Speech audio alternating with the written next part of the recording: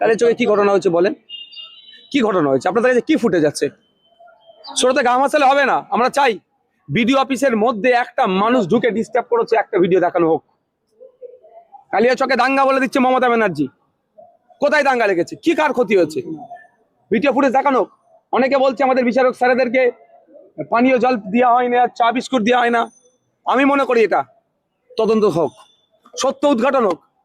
আমিও জানতে চাই ভিডিও অফিসের প্রিমিসেসের মধ্যে কারা কোথায় ছিল, কারা বসে কি প্রোটেস্ট করছিল এবং তারা দীর্ঘক্ষণ কেন প্রোটেস্ট করছিল সেটাও জানতে হবে। সাধারণ মানুষের সাথে কথা বলা দরকার। যতটুকু জানতে পেরেছি, ওখানকার আধিকারিকরা 2 ঘন্টা 1 ঘন্টা 3 ঘন্টা পরে তোমাদের সাথে কথা বলা হবে। ওখানকার ডিমান্ড ছিল যে আমাদের এই দুরবস্থা আমরা কিভাবে কাটিয়ে উঠবো, আমাদেরকে একটা রাস্তা বলা হোক।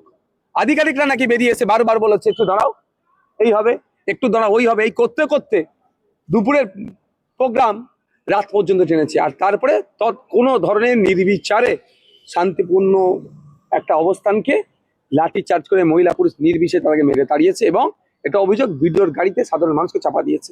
মুখ্যমন্ত্রী জনসভা থেকে বলছে কোনো জিনিস বরদাস্ত করা হবে না, সব প্রয়োজনে সবাইকে গ্রেপ্তার করা হবে। দেখুন, মুখ্যমন্ত্রী জনসভা থেকে বলছে তো, মুখ্যমন্ত্রীর কাছে রিপোর্টটা কে পাঠাচ্ছে? ভুল রিপোর্ট পাঠালে আর কি করে বলবে তিনি?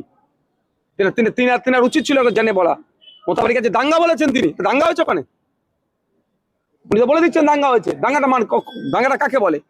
আমরা যতটুকু জানি, দুটো ধর্মে, দুটো বর্ণের, দুটো জাতের মানুষের মধ্যে কোনো বিষয়ে যদি ইন্টারনাল ক্লাস লেগে যায় সেটাকে আমরা দাঙ্গা হিসাবে দেখি। মোতাবাড়িতে এই ধরনের ঘটনা হয়েছে?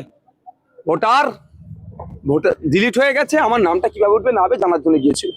আমি বলছি একটা আমাকে ভিডিও দেখাতে বলুন, আমি অন ক্যামেরা চ্যালেঞ্জ করছি, আমি জানতে চাইছি মোতাবাড়ি নিয়ে সত্য উদ্ঘাটন করা হোক। মোতাবাড়ি বাসীকে কুলসিত করবেন না, অনুরোধ করছি মিডিয়ার বন্ধুদেরকেও, যে এমন কোনো যদি ভিডিও ফুটেজ থেকে থাকে যে ভিডিওর অফিসের প্রিমিসেসের মধ্যে ঢুকে যারা প্রোটেস্ট করছিল, তারা এই ধরনের কোনো যদি ভিডিও থেকে থাকে দেখান। আমার যতটুকু জানতে পেরেছি, যতটুকু আমি তদন্ত আমার, যে এই ধরনের কোনো ফুটেজ নাই।